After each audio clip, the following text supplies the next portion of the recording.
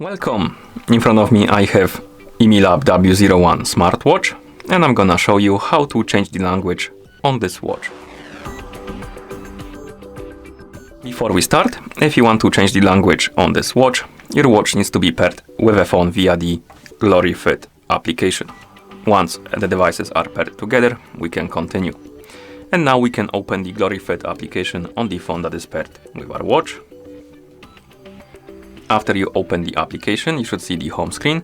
Now tap on the device icon to open the device page, and on this page scroll down and find the option called Universal Settings. Tap on it, and here select the option called Device Language.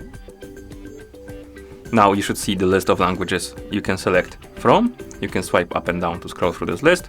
Now find the language you would like to use on your watch and tap on it to select it, for example Deutsch. And after you select the language, it should be applied on your watch. So if we will open the menu, you will see that the language changed. Let's bring it back quickly to English, like that. And once you're done changing the language, you can close the application, and that's how you change the language on this watch. Thank you for watching. If you found this video helpful, please consider subscribing to our channel and leaving a like on the video.